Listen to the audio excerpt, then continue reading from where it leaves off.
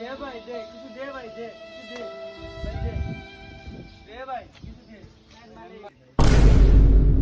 ওকে মালিক কালকে তো ঠিক টাইম আই পারি এই লোক আপনার এত টাকা দিয়ে স্যার মালিক বললো এই আমার লোক আমার আন্ডারে কাজ করে মাসে বেতন দেই কত লম্বাটারে দেই 20 কারোটারে দেই 18,000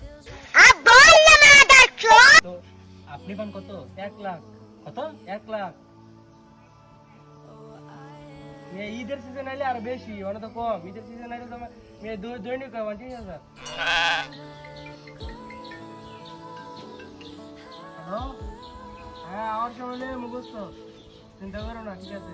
ওকে আমি একটা ইঞ্জিনিয়ার হইয়া মাসে মাত্র 30,000 টাকা ইনকাম করি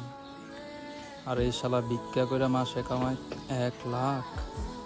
আজকে তো আমিও ভিক্ষা করুম রাখ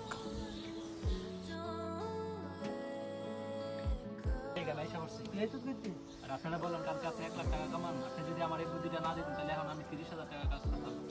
thank you so much okay okay তো বল দেখো ইনান মালিক আইতে ধরে এখন থেকে আমি আপনার মতো ভিক্ষা করি ভিখারি লাগতেছ তো আমার আরে তুই যা আরে বেল করে নেছে দেখা